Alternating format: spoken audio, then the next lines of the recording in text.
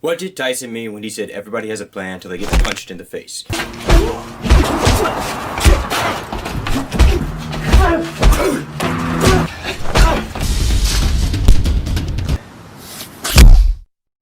Now this statement speaks to one of the big paradox in combat sports or fighting in general, and that is the more time you spend not fighting, the more likely you are to believe that you are good at it.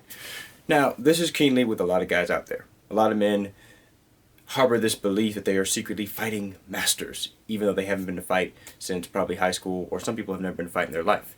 And this is due to the fact that compiled of watching too many 80s action movies and feeling that they would whip out a whole bunch of moves and they would automatically defeat any unfortunate punk that happened to get himself in their way. Pass me over promotion again, Paul? Well, I hope you're prepared for a Swayze throat rip. And this developed the idea and the I guess, chain of all the McDoders out there, where people believe their 15 minutes of slapping wood or learning some fancy technique while an instructor who taught them this stands there and lets them do it, they would actually be able to use this in any street fight, any bar fight, any outside confrontation they would get into. The fact is, though, 99.5% of these people would forget all of this in a real adrenaline-thumping situation because it would go out the door. You see, fighters develop the ability to fight by practicing fighting.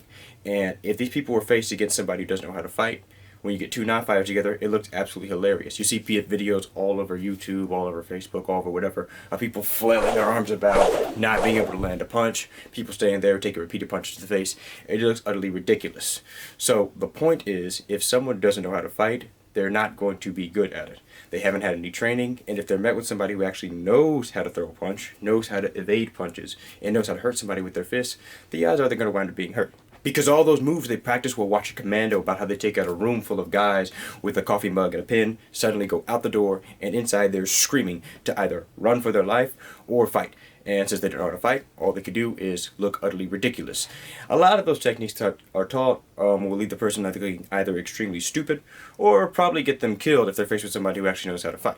Now, this isn't to say it's impossible to keep your cool during a fight, but the point is you need to be trained to do so. It comes from hours upon hours upon hours upon hours of practice, rehearsal, and good practice at that, because a lot of people spend a lot of time doing things the wrong way, which also leads them to get hurt, even in professional combat sports. You see, you have to be prepared to take the full force of your opponent's punch to your face, and you have to remain focused and cool under those conditions.